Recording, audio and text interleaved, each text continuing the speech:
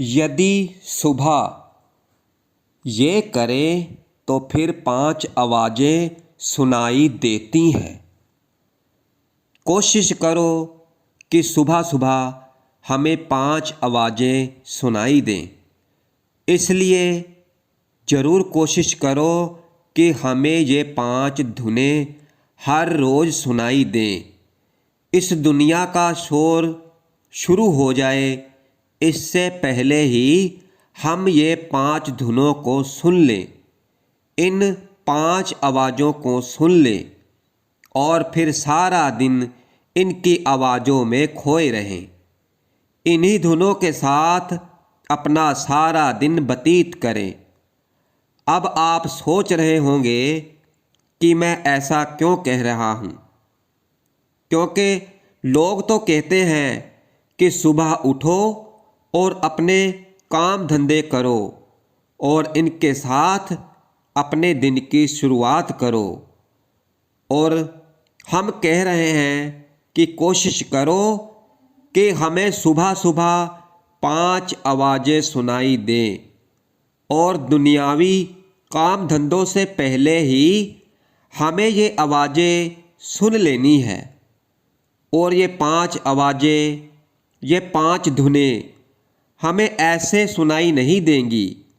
हमने कहा और आपने सुन ली, क्योंकि भाई जब इस मन का शोर और दुनिया का शोर जब ये बंद हो जाएगा तभी हमें ये 5 आवाज़ें सुनाई देंगी।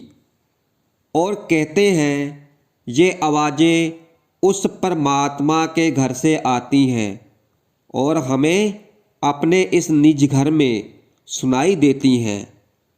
और ये धुनें सुनने वाला बड़ा ही भाग्यशाली होता है और वो हम में से कोई लाखों में से एक ही है जो 5 धुनों को सुनता है।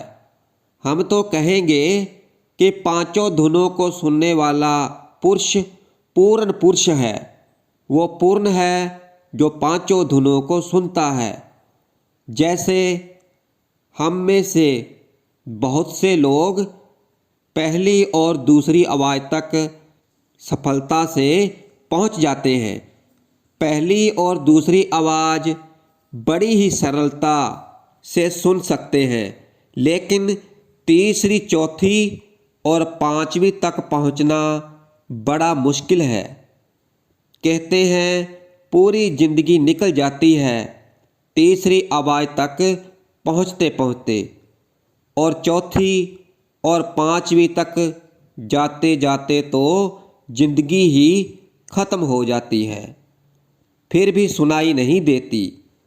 और पहली, दूसरी तो इस तरह भी समझ सकते हैं कि यदि हमारी भावनाएं सतगुरु के साथ जुड़ जाएं, उनका ध्यान करने लगे, उनका सत्संग सुनने लगे, उनकी सेवा करने लगे, तो फिर थोड़े से ही सिमरन में ये पहली और दूसरी आवाज़ बड़ी ही सफलता से सुनी जा सकती है।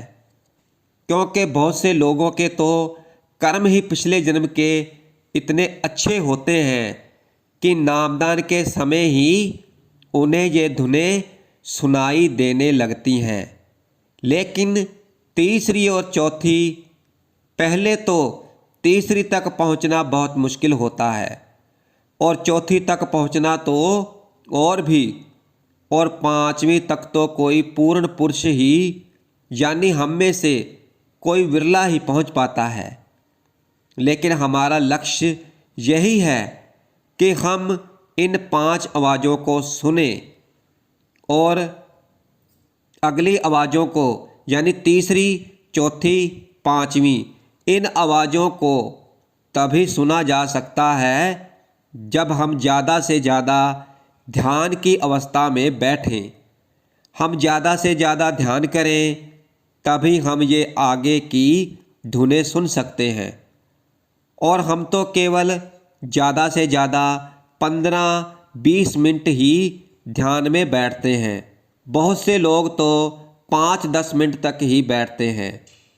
इसलिए जो व्यक्ति 10-15 मिनट तक और 15-20 मिनट तक रोजाना ध्यान में बैठ रहा है तो फिर वो 1, 2, 3 तक पहुंच सकता है। और वो यदि अपने समय को और बढ़ाए 30 मिनट तक कर ले, हम तो यही सोचते हैं कि हमें बैठते ही ये शब्द धुन, ये आवाज़ें सुनाई देने लगेंगी, तो ये गलत है। इसलिए ध्यान में सबसे ज़्यादा ज़रूरत है कि अपने आप को खाली करो। जैसे कहते हैं कि मन का शोर, दुनियादारी का शोर जब हमारे अंदर से बंद हो जाता है, फिर ये धुन हमें सुनाई देती है, ये आवाज़ें हमें सुनाई देती हैं। कई लोग कहते हैं कि भाई हमें कितना समय तक बैठना चाहिए, तो हम उनसे कहेंगे कि भाई ज़्यादा से ज़्यादा समय तक बैठो। अब ज़्यादा से ज़्यादा समय बैठने के क्या फ़ायदे हैं? अगर ज़्यादा से ज़्यादा समय बैठने के फ़ायदे देखने हैं तो फिर रोज़ाना कम से कम 2.5 घंटे तक तो ज़रूर बैठो। और ये हम एक्सपीरियंस के साथ बोल रहे हैं, क्योंकि भाई 1 घंटे 1.5 घंटे तक कुछ नहीं बनता है, क्योंकि हमारा मन शुरू में इस तरह की चालें चलता है कि हमें आगे बढ़ने ही नहीं देता।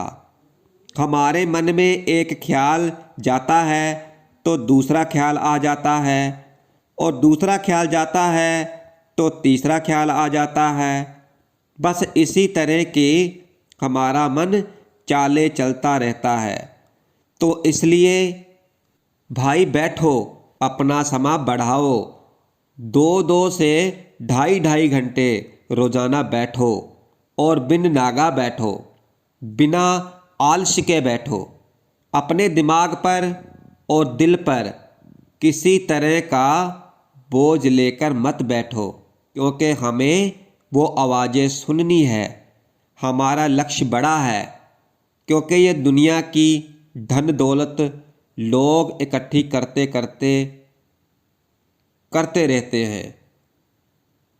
रहते हैं और आखिर में यही छोड़कर चले जाते हैं। और यदि आपने शुरू में 2 घंटे 2.5 घंटे की बैठक कर ली और यदि ये शब्द धुन सुन ली, तो फिर भाई जैसे जैसे उम्र बढ़ती है, जैसे जैसे हमारी आयु बढ़ती है, तो फिर हम ज़्यादा देर तक नहीं बैठ सकते हैं। तो भाई जो व्यक्ति 50-60 साल में बैठने की कोशिश कर रहा है तो वो कैसे बैठ सकता है? जिसने कभी पूरी जिंदगी में बैठने का कभी अभ्यास ही नहीं किया, तो आप खुद ही सोचो वो कैसे बैठ सकता है? तो वो नहीं बैठ सकता। और अगर हम किसी पूर्ण संत को देखें या अपने सतगुरु को देखें, तो भाई आपने देखा ही होगा कि वो एक जगह चौकड़ी लगाकर बैठ जाते हैं और हिलते तक नहीं हैं। तो भाई क्या वो अभी अभी थोड़ा बैठने में लगे हैं? उनकी तो बरसों की प्रैक्टिस है, अभ्यास है बैठने का। उन्होंने कई सालों का अभ्यास किया है। इसलिए देख लो, 1.5 घंटे का सत्संग भी फरमा लेते हैं, लेकिन हिलते तक नहीं हैं। तो ये उनका अभ्यास है बैठने का, क्योंकि जो अभ्यास करता है बैठने का 2 घंटे 2.5 घंटे, तो ही केवल बैठ सकता है। और इसीलिए तो वो हमें समझाते हैं कि तुम भी ध्यान में बैठो। और हम ध्यान में ज़्यादा से ज़्यादा 10 या 15 या 20 मिनट तक ही बैठते हैं। 10-15 मिनट होते होते तो हमारे पैर दुखने लगते हैं, और 20 मिनट तक तो हमारा कौन सा हिस्सा है शरीर का जो दर्द नहीं करता। और बहुत से लोग तो तरह तरह के बहाने बनाते हैं, और ये हम और आप जानते हैं कि वो बहाने क्यों बनाते हैं, क्योंकि वो बैठना नहीं चाहते हैं। शब्द धुन सभी सुनना चाहते हैं और लक्ष्य भी सभी का एक ही है, लेकिन उस लक्ष्य तक कोई नहीं पहुंच सकता। कोई विरला ही है जो वहां तक पहुंच पाता है। जो प्रैक्टिस करेगा, जो अभ्यास करेगा, केवल वही वहां तक पहुंच सकता है। इसलिए भाई समय ज़्यादा दो, अपने समय को बढ़ाओ। और समय के बारे में लोग कहते हैं कि हमारे पास समय ही नहीं है। हम घर परिवार को देखें या फिर ये शब्द धुन सुने, तो भाई जो लोग कहते हैं कि हमारे पास समय ही नहीं है, तो भाई मैं कहता हूँ कि जो वो सारा दिन इधर उधर की बातों में समय बर्बाद करते हैं, तो उस समय को वो क्यों बर्बाद करते हैं। तो भाई उस समय को बचाओ और उसे सिमरन भजन में लगाओ, ध्यान में लगाओ।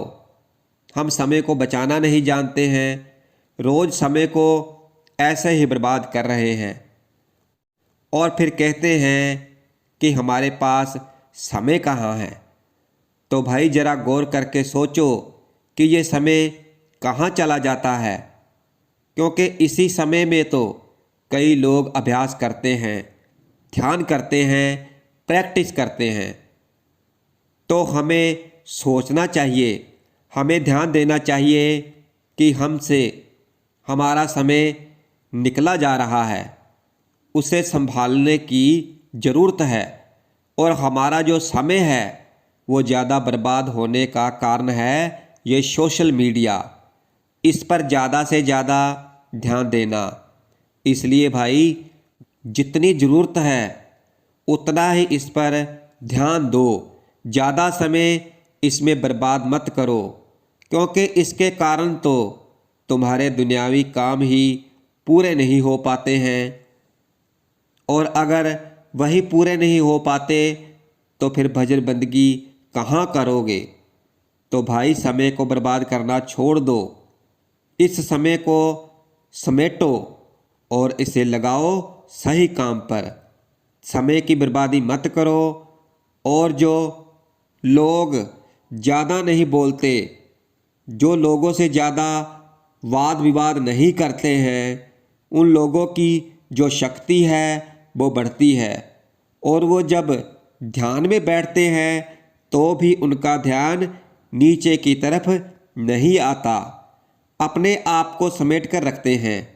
लक्ष्य अगर चुनना है और हमारा लक्ष्य सामने है कि हमें ये 5 शब्द धुन सुननी है और हमें ज़्यादा से ज़्यादा समय तक ध्यान में बैठना है। कई लोग कहते हैं कि ऐसे कौन से लोग हैं जो ज़्यादा ध्यान करते होंगे, शब्द धुन सुनते होंगे, हमें बताओ। ऐसे ऐसे सवाल करने लगते हैं। तो भाई इन कथाओं से तो पूरा इतिहास भरा पड़ा है। जैसे राजा जनक, विश्वामित्र जी, मीराबाई जी, संत तुकाराम जी, गुरु नानक देव जी महाराज, गुरु अर्जन देव जी महाराज, संत नामदेव जी, तुलसी साहब जी, स्वामी जी महाराज। तो भाई अनगिनत संत महात्माओं से इतिहास भरा पड़ा है। इन्होंने ज़्यादा से ज़्यादा समय ध्यान में लगाया और अपने ध्यान में बैठे हुए ही उन्होंने आने वाले भविष्य को भी देख लिया। जैसे वाल्मीकि जी ने तो पूरी रामायण ही लिख दी, राम जी के जन्म से पहले ही उनका इतिहास लिख दिया। तो ये कैसे संभव हुआ? ध्यान। जैसे आप सुनते ही हैं कि सतगुरु की सत्संगों में चौकड़ी मारो और ध्यान में उतरो, अपने अंदर उतरो, और जो ध्यान में उतरेगा केवल वही तीसरी, चौथी और 5वीं शब्द धुन को सुन पाएगा। और अब कई लोग ऐसे भी हैं कि कौन सा सही समय है जिसमें हम शब्द धुन सुने। आप तो पहले सोचते हैं कि दुनियावी काम धंधे कर लें पहले, और इस ध्यान, ये भजन, ये सिमरन, ये गुरु भक्ति, ये परमार्थ बाद में कर लेंगे। पहले तो हमें अपने दुनियावी काम धंधे करने चाहिए। अपने काम को पहले सेटल करना चाहिए और ये बाद में देखेंगे। जब हम 50 साल पार कर लेंगे तब तो भाई हम कहते हैं कि आप सोच रहे हो कि 50 साल बाद कर लेंगे, तो उस समय शरीर में इतनी ताकत नहीं होगी। इसलिए हम कहते हैं कि जब भी समय मिले, और अगर जुआ अवस्था में ये शुरू कर लिया जाए तो फिर तो और भी अच्छा है, क्योंकि जुआ अवस्था में हमारा शरीर ताकतवर होता है। क्योंकि ज़्यादा से ज़्यादा बैठने का अगर अभ्यास बन गया तो फिर जुआ अवस्था से वृद्ध अवस्था आते आते हमारा अभ्यास पूरी तरह से पक जाता है। फिर हमें ज़्यादा समय तक बैठने की ज़रूरत नहीं होती ध्यान में। फिर तो चलते फिरते ध्यान होने लग जाता है और फिर ये पांचों आवाज़ें हमें चलते फिरते सुनाई देने लगती हैं। और फिर हमने जो संत महात्माओं के बारे में बताया तो फिर उनकी तरह ही हमारी भी रहनी बहनी बन जाती है। देखो, 5 आवाज़ें, 5 धुनों का उल्लेख क्या हो सकता है? पहले सोचो, हम तो नामदान मिल जाने पर ही इतने खुश हो जाते हैं कि हमें सब कुछ मिल गया है। जब हमारा पहली आवाज़ से पहचान होती है, ऐसे मान लो जैसे हमारे अंदर कोई रेलगाड़ी आ रही है तो उसकी आवाज़ सुनाई दे रही है, और उस रेलगाड़ी की आवाज़ से हम आगे बढ़े और वो स्पष्ट होती चली गई, निरंतर स्पष्ट होती चली गई। और लोग तो पहली आवाज़ के बाद दूसरी आवाज़ सुनने की कोशिश करते हैं कि हमें सुनाई दे, तो वो सुनाई दे जाती है क्योंकि उनके मन में आशा होती है, इसलिए सुनाई दे जाती है। कईयों को तो बादलों की आवाज़ सुनाई देती है, जैसे बादलों की गड़गड़ाहट हो रही है, और कईयों को कई अन्य तरह से सुनाई देती है कि कहीं कुछ बज रहा है, कहीं घंटी बज रही है, कहीं घंटा बज रहा है। उसके बाद का ख्याल जो तीसरी और चौथी है और जो पांचवी है वो कैसी है, तो भाई हम आपको उसके बारे में नहीं बता सकते, क्योंकि वो केवल अभ्यास से ही सुनाई देगी। आप चाहे कितने भी सत्संग सुन लो, लेकिन यदि ध्यान नहीं किया तो फिर सत्संग सुनने का कोई फ़ायदा नहीं। देखो, हम रोज़ सत्संग सुनते हैं। कई लोग एतवार की एतवार सत्संग सुनते हैं और कई लोग वीरवार की वीरवार सत्संग सुनते हैं, और कई लोग महीने में 2 बार सत्संग सुनते हैं।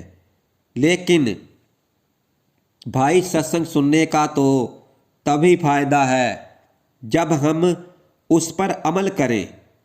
और हम आपको क्या समझाने की कोशिश कर रहे हैं कि 5 आवाज़ें हैं और इनको सुनने की कोशिश करो। और इन 5 आवाज़ों में पहली और दूसरी बड़ी ही आसानी से सुनी जाती है और लोग सुन भी लेते हैं। थोड़ा सा सिमरन कर लो, थोड़ा सा अपने सतगुरु प्रति प्रेम बढ़ाओ, सेवा करो, और हमारे पारबद्ध कर्म ऐसे होते हैं जिनके कारण हमें पहली और दूसरी सुनाई दे जाती है, और तीसरी, चौथी और पांचवी हमें सुनाई नहीं देती, क्योंकि हम उसके लिए तैयारी नहीं करते। और जब वो हमें सुनाई नहीं देती तो फिर हम निराश हो जाते हैं और हम तैयारी करना छोड़ देते हैं। तो भाई, ये गलत है, क्योंकि हमें और आगे निकलना है। उसके लिए सेवा से ज़्यादा ज़रूरी है कि सिमरन करना चाहिए और चलते फिरते सिमरन करो, उठते बैठते सिमरन करो, लेटते हुए सिमरन करो और इसी सिमरन को फिर पकाओ और बैठो और फिर 10, 15, 20 और 30 मिनट ऐसे करते करते समय को बढ़ाओ और बढ़ाते जाओ और अपने लक्ष्य को सामने रखो, क्योंकि जब लक्ष्य सामने होगा तो फिर ये होता चला जाएगा कि हमें बैठना ही है 2.5 घंटे। और फिर जो शोर होता है दिमाग में, मन में, वो अपने आप बंद हो जाता है।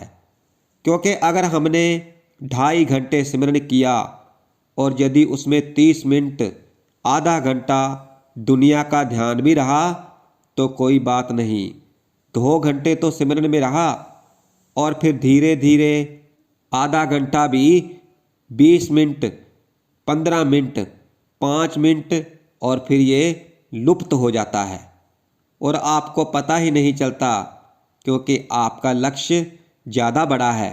इसलिए अगर 5 धुनें सुनने लग गए तो वो सब कुछ पा लोगे, वो रिद्धियाँ सिद्धियाँ ही पा लोगे जिसको बड़े बड़े ऋषि मुनि भी नहीं पा सके। दुनिया में रहो और उस मालिक की मौज में रहो और उसके भाने में रहो।